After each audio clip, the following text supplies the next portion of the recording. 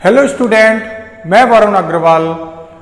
मैंने अपनी last video में आपको न्यूमेरिकल डिफरेंशिएशन की बात करी थी कि कैसे हम अपने जो आर्गुमेंट और एंट्री दे रखी हैं उनकी हेल्प से अपना जो पॉलिनोमियल है, अपना जो फंक्शन है, उसका डिफरेंशिएशन हम किसी x के पर्टिकुलर वैल्यू पर कैसे फाइंड करते थे। अभी आज हम अपनी इस वीडियो में न्यूमेरिकल इंटीग्रेशन की बात करते हैं। किसकी बात करते हैं? न्यूमेरिकल इंटीग्रेशन की। तो पहले न्यूमेरिकल इंटीग्रेशन क्या है उसको समझने का प्रयास करते हैं।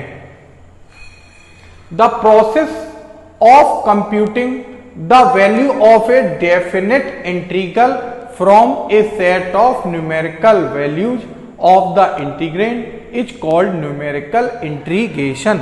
यानी न्यूमेरिकल इंटीग्रेशन क्या है? एक प्रोसेस, एक विधि, किस चीज की?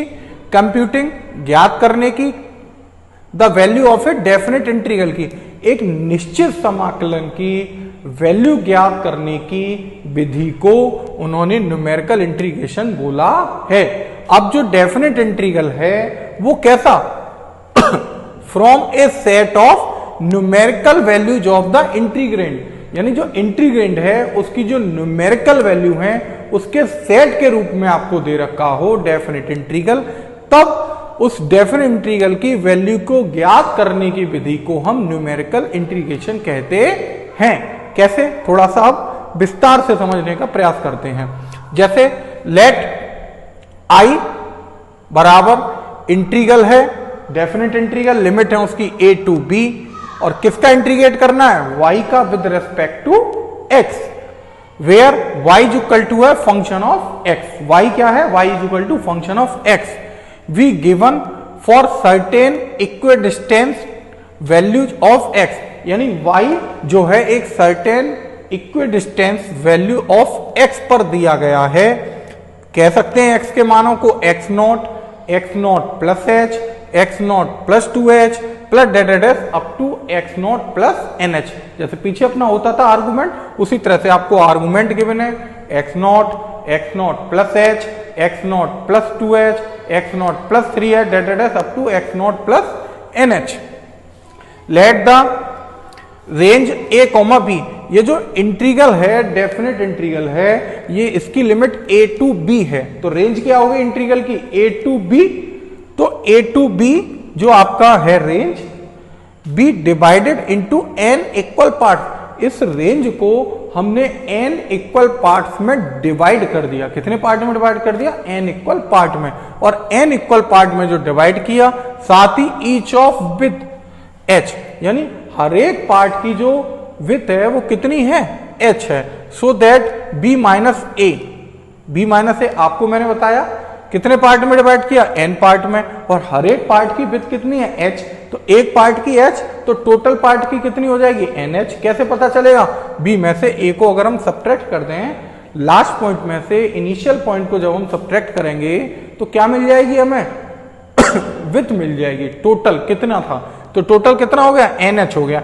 यहां से अगर हम सॉल्व करें, n की वैल्यू जो हमें मिलेगी वो कितनी मिल जाएगी? b minus a upon h। कितनी आ गई n की value? b minus a upon h। Let x naught को हमने a नाम दिया, x1 अगला जो पॉइंट है उसको, क्योंकि कितने कितने का हम वृद्धि कर रहे हैं h की, तो x नोट प्लस h। अगला x नोट का मतलब क्या था यहाँ? a, तो हम इसे लिख सकते हैं a प्लस h। क्या भी लिख सकते हैं? a plus h। फिर a plus 2h, डेडेड a plus nh, और लास्ट पॉइंट को क्या नाम दिया? b, क्योंकि स्टार्टिंग a से है और एंडिंग कहां पर है? b पर। तो स्टार्टिंग पॉइंट x नॉट, फिर x1, फिर x2, hh की वृद्धि करते हुए इस तरह से अपना लास्ट पॉइंट कितना? xn। ठीक, तो ये कितने पॉइंट हो गए टोटल? n plus 1 point. कितने पॉइंट हो गए? n plus 1 point. तो जब आपको पता है x के n प्लस 1 पॉइंट हैं, तो इन x के वैल्यूओं पर आपकी एंट्री भी होंगी। एंट्री मतलब y बराबर फंक्शन ऑफ x की वैल्यू। आपको पता है जब x की डिफरेंट यहां वैल्यू लगाएंगे, इन n प्लस 1 पॉइंटों को एक एक कर x के रूप में रखेंगे, तो आपको y के यानी फंक्शन ऑफ x के भी डिफरेंट वैल्यू आपको मिलना चालू हो जाएंगी। तो हमने उन्हीं को नाम दिया कितनी मिलेंगी, n+1 ऑर्डिनेट्स, नाम दिया y0, यानी x0 पर हमने वैल्यू को नाम दिया y0, x1 पर जो वैल्यू आई रखने पर उसे नाम दिया y1, x2 पर रखने पर नाम दिया y2, डेडेडेस अप टू xn जब रखा तो हमें वैल्यू मिलती है yn, are at equal intervals, ये इक्वल इंटरवल्स पे है। ठीक, तो इस तरह से हम क्या करने वाले हैं कि न्यूमेरिकल इंटीग्रेशन क्या है, एक प्रोसेस है, क्या, कंप्यूटिंग द वैल्यू ऑफ किसकी, डेफिनेट इंटीग्रल की, और डेफिनेट इंटीग्रल भी क्या, from A set of numerical values of the integrand, जो इंटीग्रेंड है उसकी जो न्यूमेरिकल वैल्यू है उसका एक पूरा सेट आपको गिवन होगा, उसका जब इंटीग्रल, डेफिनेट इंटीग्रल की ज्ञात करने की विधि को हमने नाम दिया है न्यूमेरिकल इंटीग्रेशन।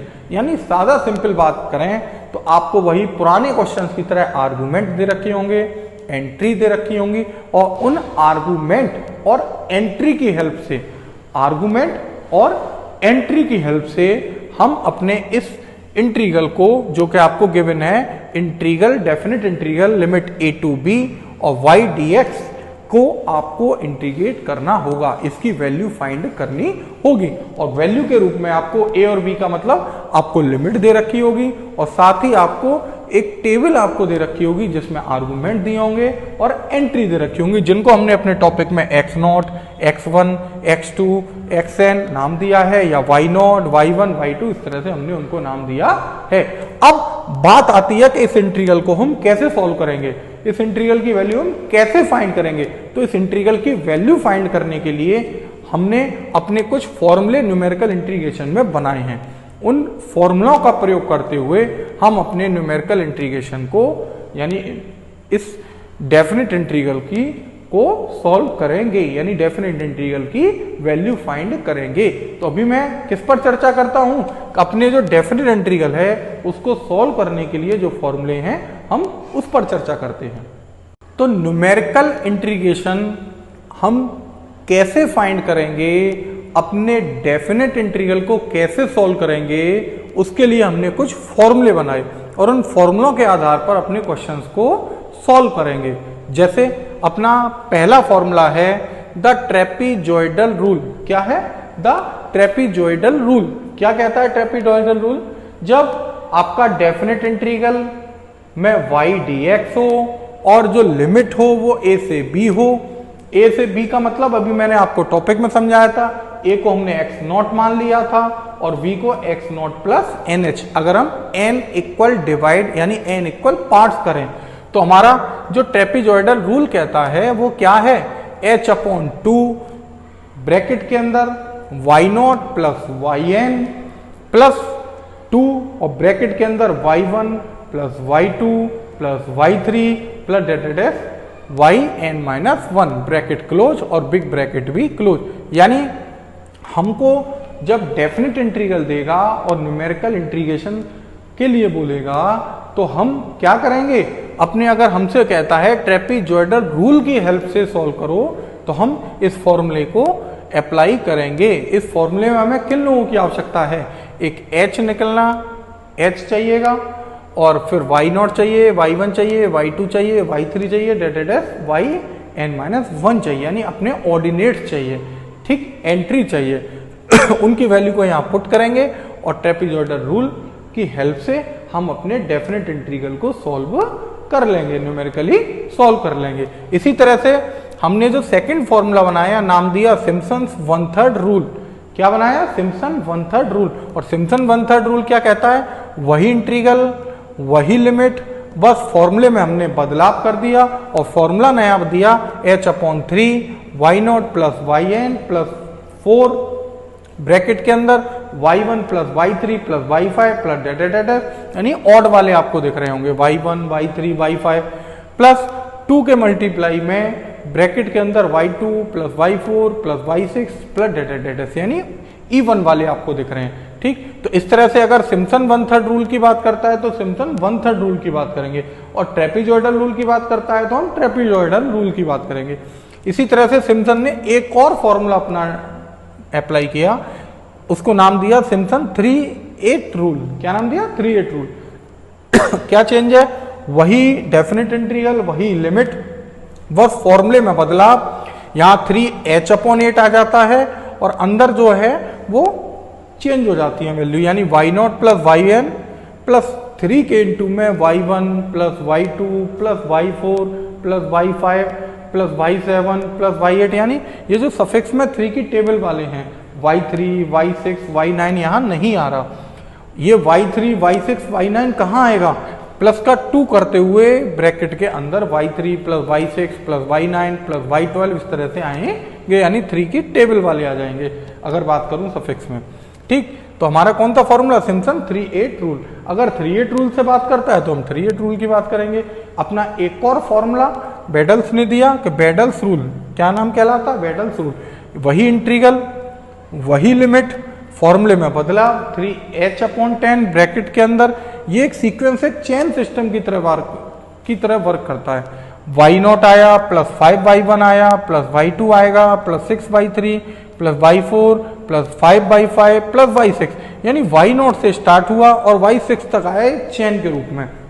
चेन से मतलब अगर मैं बात करूं यहाँ 6 को सेंटर मानूं, 6y3 को, तो इससे पहले जो कोफिशिएंट हैं वो देखिए सेम होंगे और उसके बाद वाले कोफिशिएंट सेम होंगे, यानी यहाँ 1, यहाँ 5, यहाँ 1, तो y3 के बाद 1 5 1, एक चेन सिस्टम टाइप में चल रहा है। y0 से स्टार्ट होते हैं और कहाँ तक? y6 तक, और फिर y6 से स्टार्ट होते हैं और अभी y12 तक चलेगा इसी कोफिशिएंटों के इनटू में होते हुए।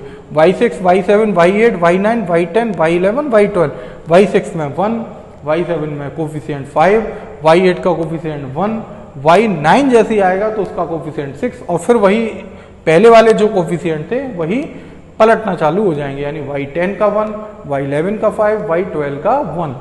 इसी तरह से अपनी चेन आगे बढ़ती रहेगी। जैसे y12 पर क्लोज हुआ है तो फिर से स्टार्ट जब होगा तो कितने से स्टार्ट होगा? y12 से, और कहां तक? y18 तक। तो इस तरह से अपनी ये वैल्यू आगे डेडेस करते हुए चलती रहेंगी। तो अभी जब भी आपसे कहे कि डेफिनेट इंटीग्रल को न्यूमेरिकल इंटीग्रल से सॉल्व करो, तो कैसे सॉल्व करेंगे न्यूमेरिकल इंटीग्रल? हम से जो फॉर्मूला बोलेगा, ट्रेपीजॉइडल रूल बोलता है तो ट्रेपीजॉइडल रूल अप्लाई करेंगे, सिम्पसन 1/3 रूल बोलता है तो सिम्पसन 1/3 रूल अप्लाई करेंगे, सिम्पसन 3/8 रूल कहता है तो सिम्पसन 3/8 रूल अप्लाई करेंगे, और अगर बेडल्स फॉर्मूले की बात करता है तो हम बेडल्स फॉर्मूले की बात करेंगे। और अगर कोई फॉर्मूला नहीं बोलता, सिर्फ डेफिनेट इंटीग्रल को सॉल्व कराता है, तो आपके पास ऑप्शन है, आप जिस फॉर्मूले को चाहें उसे सॉल्व कर सकते हैं। पर जिससे सबसे बेस्ट रिजल्ट आता है, अगर हम उस फॉर्मूले की बात करें तो मोस्टली आपका सिम्पसन 1/3 जो रूल मैंने आपको बताया है, फॉर्मूला जो बताया है, अगर हम सिम्पसन 1/3 का रूल अप्लाई करेंगे तो मोस्टली आपके आंसर उसके आसपास आएंगे। ये अप्रोक्सीमेट वैल्यू इससे सॉल्व करने पर आ जाएंगी। अगर कोई रूल नहीं बोलता तो आपके पास ऑप्शन है, वह फिर भी आप पहले वरीयता किसको दें? सिम्पसन 1/3 रूल को। तो इस तरह से हमने देखा कि कैसे हम फॉर्मूलों की हेल्प से, इन फॉर्मूलों की हेल्प से अपने डेफिनेट इंटीग्रल को सॉल्व करते हैं। क्वेश्चंस कैसे करेंगे, मैं एक क्वेश्चन के माध्यम से इन फॉर्मूलों को कैसे अप्लाई करेंगे उन क्वेश्चंस में, मैं उसकी बात करता हूं। उस पर आगे बढ़ने से पहले मैं एक बात और करता हूं कि यहां जो ट्रेपीजॉइडल रूल में जो y होता है वो क्या होता है? पॉलिनोमियल होता है फर्स्ट डिग्री का। क्या होता है भाई?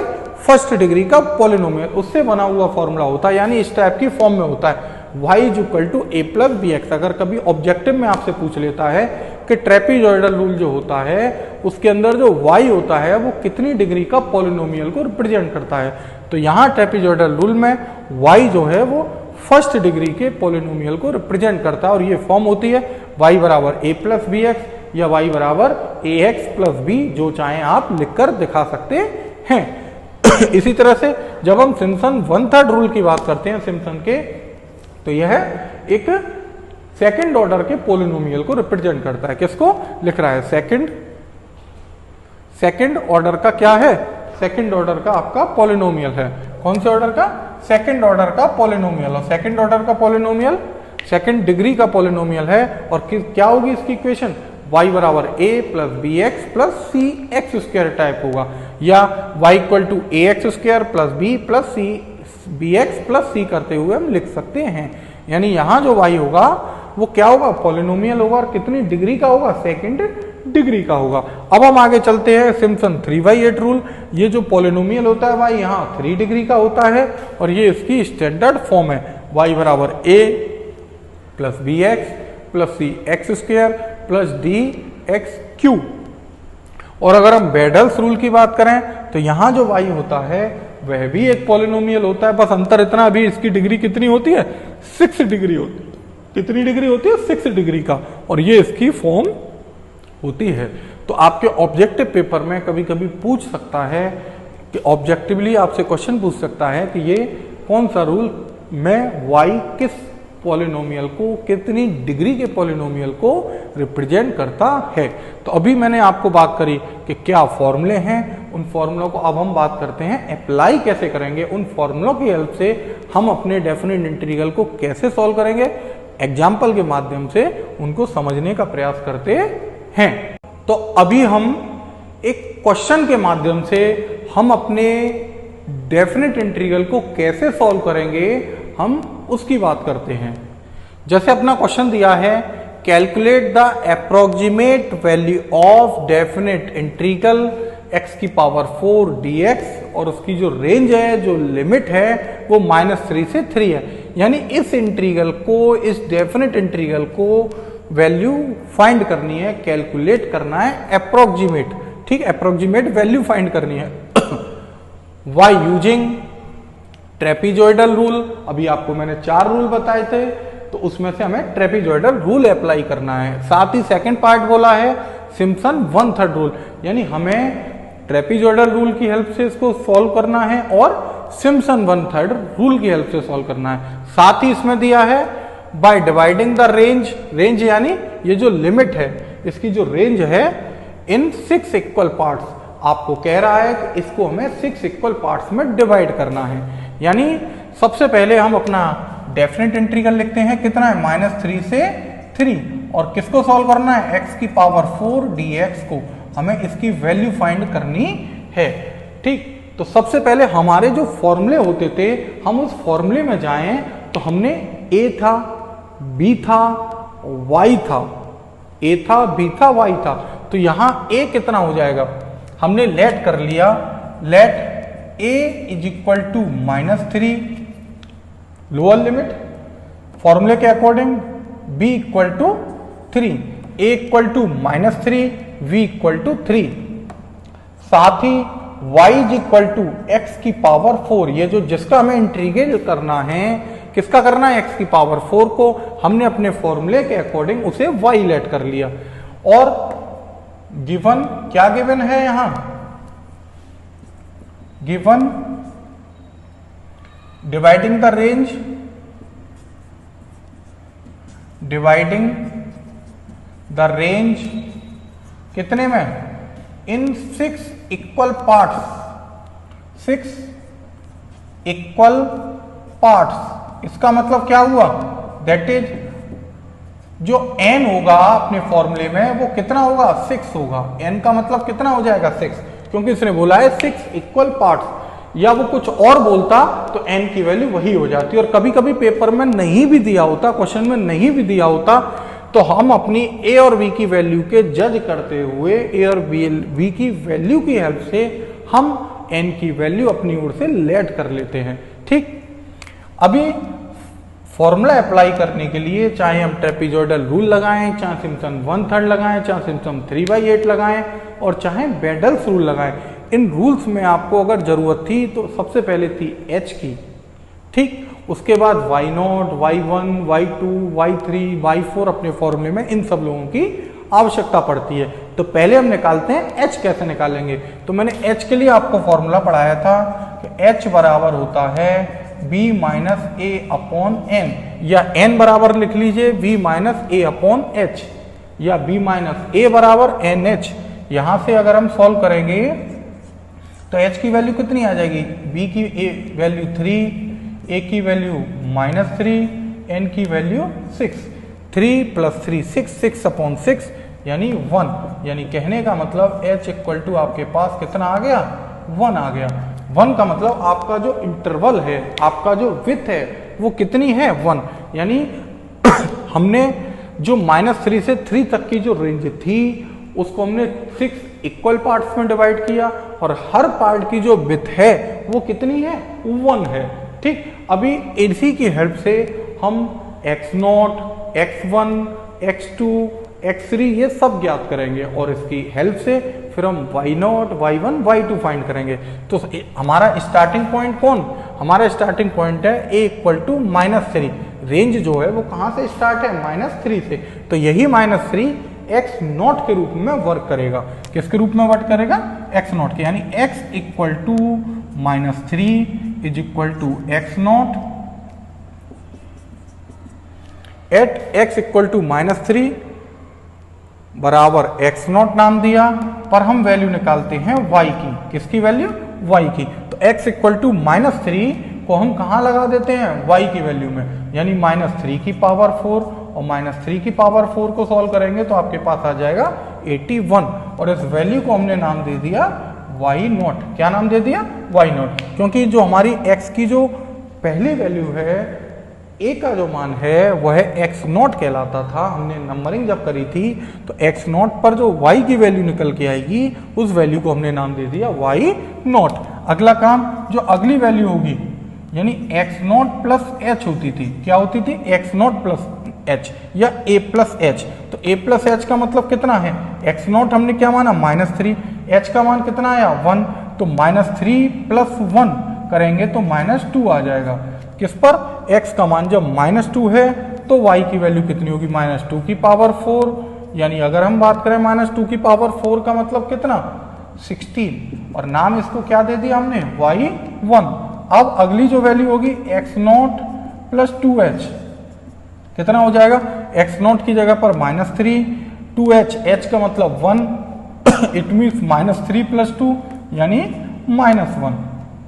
तो जब x का मान -1 है तो y की वैल्यू कितनी होगी, -1 की पावर 4, और वैल्यू आ जाएगी 1, और नाम दे दिया हमने y2, यानी x बराबर x0 प्लस 2h पर y का मान y2 है। अगला काम, x बराबर, अपनी धीरे धीरे रेंज बढ़ाते जाओ, x0 प्लस 3h रखने पर आपके पास आ जाएगा 0, y इक्वल टू 0 की पावर 4, सॉल्व करके 0, नाम इसका y3। आगे जाएं, x बराबर है x0 प्लस 4h, आपकी वैल्यू आ जाएगी 1, x0 की जगह -3, 4 इंटू h की जगह 1, सॉल्व करेंगे तो 1। अब हम y की वैल्यू निकालें 1 पर, तो 1 की पावर 4 यानी 1, नाम इसका हो गया y4। एक नंबरिंग क्रम से हम देते चल रहे हैं। फिर x बराबर x0 प्लस 5h, इंटरवल बढ़ाते जा रहे हैं, h का बढ़ाते जा रहे हैं, तो कितना, 2 आ जाएगा, और y की वैल्यू जब निकालेंगे 2 की पावर 4 यानी 16, और नाम दे दिया हमने y5। आगे जाएं, x equal to x0 plus 6h हो जाएगा, वैल्यू 3 आ जाएगी, और जब हम 3 रखेंगे x बराबर y में तो 3 की पावर 4 कितना, 81, यानी आपके पास आ जाएगा y6।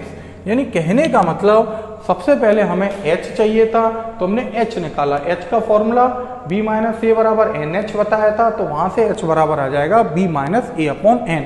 b है, a है, n है, वैल्यू रखी, h की वैल्यू पता चल गई 1, यानी 1 के डिफरेंस पर अपना रेंज चलेगी। तो स्टार्ट करते हैं अपनी पहली वैल्यू से, कितने से, -3 से, और -3 में 1 ऐड करते हुए कब तक चलना है, जब तक के अपर लिमिट ना आ जाए। अपर लिमिट कितनी, अपर रेंज ना आ जाए। अपर रेंज कितनी है, 3। तो हमने -3 में 1 ऐड किया, -2 आ गया, -2 में फिर 1 ऐड करेंगे, -1, -1 में फिर ऐड करेंगे 0, 0 पर फिर 1 ऐड करेंगे तो 1, 1 में 1 ऐड करेंगे तो 2, और 2 में 1 ऐड करेंगे तो 3। अभी हमें -3 से 3 तक चलना था, तो -3 से स्टार्ट किया, और कहाँ तक हम पहुँच गए, 3 तक पहुँच गए। और x की ये जो डिफरेंट आपको वैल्यू मिल रही हैं, इन x की डिफरेंट वैल्यू को जो हमारा फंक्शन है जब हम उसमें रखेंगे तो हमें y की भी डिफरेंट वैल्यू मिल जाएंगी। यही y की डिफरेंट वैल्यू को हमने जब नंबरिंग करेंगे तो पहली वैल्यू को y0 नाम दिया, अगली को y1, y2, y3, y4, y5, y6। तो इस तरह से हमने अपने क्वेश्चंस में इनको नाम दिया है। अब हम इस क्वेश्चन को, इस डेफिनेट इंटीग्रल को सॉल्व करते हैं। पहले हम बात करते हैं किस रूल की, ट्रेपीजॉइडल रूल की। तो ट्रेपीजॉइडल रूल की बात करें तो ट्रेपीजॉइडल रूल आपको क्या पढ़ाया है, ट्रेपीजॉइडल रूल आपको पढ़ाया था लिमिट a टू b था, तो यहां हो जाएगा -3 to 3, भाई a टू b था, अभी हो जाएगा -3 to 3, y dx होता था, y की जगह पर x की पावर 4 dx हो जाएगा। और फॉर्मूला था hy2, क्या था trapezoidal rule, hy2 y0 plus yn का मतलब जब हम n इंटरवल लेते थे, अभी हम कितने इंटरवल ले रहे हैं 6 इंटरवल, तो first value plus last value होती थी y0 प्लस yn, यहाँ y0 प्लस कितना हो जाएगा y6, यानी वो जो फॉर्मूले लिखे थे वो जनरल फॉर्म में लिखे थे जब हमने n इक्वल पार्ट करे हो। अभी हमारा n का मतलब यहाँ 6 है, तो फॉर्मूले में थोड़ा सा बदलाव आ जाएगा, क्या आ जाएगा फर्स्ट प्लस लास्ट, यानी y0 प्लस y6, वहां होता था y0 प्लस yn, n की जगह पर 6 है तो y0 प्लस y6 प्लस 2 का मल्टीप्लाई करते हुए बाकी जितने भी आपके ऑर्डिनेट बचे y0 और y6 के अलावा उन सबको लिख देंगे। कौन कौन, y1 plus y2 plus y3 plus y4 plus y5 plus y6, 6 तो आ चुका, यानी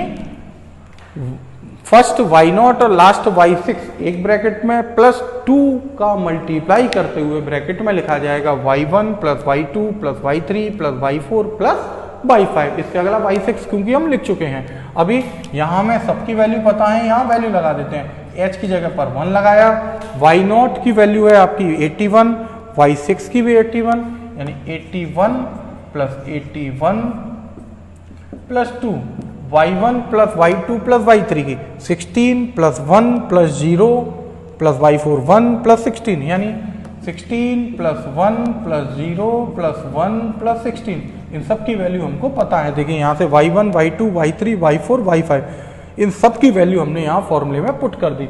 इसे सॉल्व करें तो ये आ जाएगा 2 इंटू 81 प्लस 2 इंटू 16 और 1 17, 18 और 16 34। और बात करें 2 कॉमन ले लें, 2 से 2 कैंसिल हो जाएगा, आपके पास बचेगा 81 प्लस 34, यानी फाइनली आपके पास -3 से 3 जब आपका रेंज हो, इंटीग्रल करना हो x की पावर 4 dx का, x की पावर 4 का विद रेस्पेक्ट टू x, तो सॉल्व करके जो आपके पास वैल्यू आई वो कितनी आई 115, कितनी आ गई 115। कब, जब हमने अपना ट्रेपेजॉइडल रूल अप्लाई किया तो आपके पास x की पावर 4 का न्यूमेरिकल जो वैल्यू आती है इस रेंज के तहत विद रेस्पेक्ट टू x जब इंटीग्रल करते हैं तो कितनी आती है 115। ठीक, अभी ये तो रहा अपना आंसर, किस रूल से, जब हमने ट्रेपेजॉइडल रूल की बात करी। अभी हम इसी क्वेश्चन को फिर से सॉल्व करते हैं और अभी हम बात करते हैं सिम्पसन 1/3 रूल की। तो अभी हम कौन सा रूल अप्लाई करते हैं, सिम्पसन का 1/3 रूल। सिम्पसन 1/3 रूल का फॉर्मूला चेंज है, अभी हम उस फॉर्मूले को लिखते हैं। सिम्पसन का जो 1/3 था उसका क्या फॉर्मूला था, सिम्पसन का 1/3 का फॉर्मूला था वही रेंज -3 से 3, हमें x की पावर 4 का इंटीग्रल करना है with respect to x। Simpson जो 1/3 था उसका फॉर्मूला था h/3, ट्रेपेजॉइडल में h/2 आता था जबकि सिम्पसन में h/3 आता है। फॉर्मूले में वहां भी फर्स्ट प्लस लास्ट था, y0 प्लस yn था, yn जब n इक्वल पार्ट्स में डिवाइड करते हो, यहां हमने 6 इक्वल पार्ट में डिवाइड किया तो y0 प्लस y6 आ जाएगा। प्लस करते हुए 4 आएगा और 4 के ब्रैकेट में आएगा कौन,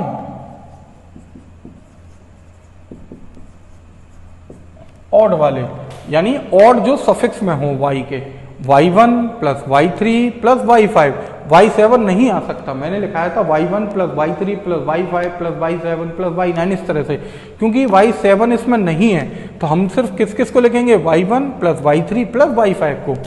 प्लस करते हुए इनटू में 2 और 2 के ब्रैकेट में कौन कौन से आएंगे, सफिक्स में इवन वाले, y के इवन में हो सफिक्स, तो y2 plus y4, y2 plus y4, y6 क्योंकि लिख चुके हैं तो y6 को नहीं लिखा जाएगा।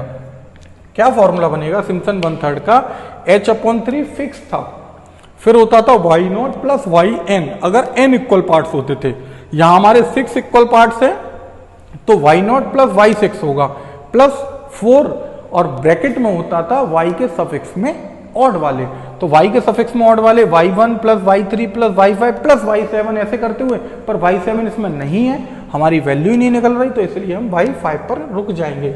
+2 करते हुए ब्रैकेट के अंदर y के सफिक्स में कौन से इवन वाले, तो y2 y4 y6 क्योंकि नहीं है तो सिर्फ y2 तक ही y4 तक ही लिखा जाएगा। अभी सबकी वैल्यू पता है, h की जगह 1 लगा दिया, y0 का मान है आपका 81, y6 का मान भी 81 प्लस 4 के इंटू में y1 plus y3 plus 5 16 plus y3 की वैल्यू 0 है, y5 की वैल्यू की बात करें इसकी वैल्यू 16 है, +2 y2 की बात करें तो y2 की वैल्यू 1 है, प्लस y4 की बात करें तो y4 की वैल्यू भी 1 है। तो इस तरह से हमने यहाँ y0, y1, y2, y3, y4, y5 और y6 की वैल्यू लगा दी।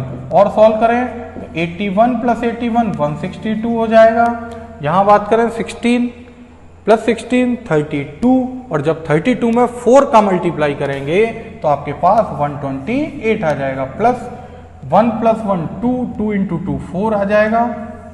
और इन सबको ऐड करते हैं, कितना आ जाएगा इन सबको ऐड करने पर 1/3 मल्टीप्लाई में 2 और 8 10, 10 और 4 14, ठीक 1 आ गया रिमाइंडर, और 16 प्लस 20 वो 12, 28 और 1 29। तो इस तरह से आपके पास आ गया 1/3 इंटू 294, और जब हम 3 से डिवाइड करेंगे 294 को तो आपके पास आ जाएगा 7 टाइम जा रहा है पहले तो, सॉरी 9 टाइम, 9 24 यानी कितना 8, कितना आ गया 98। जब हम 3 से डिवाइड करते हैं 294 को तो आपके पास आ जाता है 98। तो आपने देखा कि हम जब x की पावर 4 का इंटीग्रल करते हैं with respect to x, limit जब आपकी रेंज आपकी -3 से 3 हो तो आपकी वैल्यू अप्रोक्सीमेट कितनी आती है 98 आती है। अब आप कहोगे ट्रेपीजोइडल रूल से 115 आई है जबकि यहाँ से 98 आई है, तो यही थोड़ा बहुत परिवर्तन आपको न्यूमेरिकल वैल्यू में आपको दिखाई देगा। जब हम इसका एक्यूरेटली वैल्यू निकालेंगे, जब हम इसकी एक्यूरेट वैल्यू बात करें तो वहां से हो सकता है आपको लगभग इस 98 के लगभग नजदीक आ जाएगी। कैसे पता करेंगे, x की पावर 4 का अगर हम इंटीग्रल करें तो x की पावर 5/5 आएगा, और जब हम x की प्लेस पर लिमिट लगाएंगे अपर 3 तो 3 की पावर 5 यानी 243, और जब -3 लगाएंगे तो -243 ऐड कर देंगे तो 243 प्लस 243 यानी 486 और 486 में जब हम 5 से डिवाइड करेंगे तो 5 से डिवाइड करने पर मुझे लगता है लगभग 98 के समथिंग आपकी वैल्यू आएगी। यानी कहने का मतलब यह है आपको जो मैंने 4 रूल पढ़ाए हैं उसमें लगभग जो एक्यूरेट वैल्यू लगभग जो आती है, अप्रोक्सीमेट वैल्यू पहले ही कह के चला है, वो किससे ज़्यादा एक्यूरेट आएगी, वो सिम्पसन 1/3 रूल के अकॉर्डिंग ज़्यादा आपके एक्यूरेट आएगी। तो इस तरह से आज हमने अपनी इस वीडियो में देखा कि कैसे हम अपने न्यूमेरिकल इंटीग्रेशन क्या है, यानी और न्यूमेरिकल इंटीग्रेशन के लिए हमने 4 फॉर्मूलों की बात करी।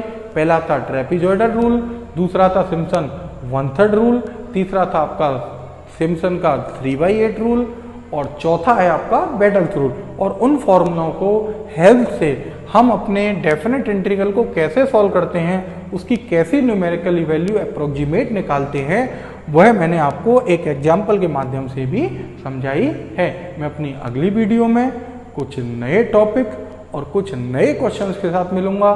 तब तक के लिए नमस्कार।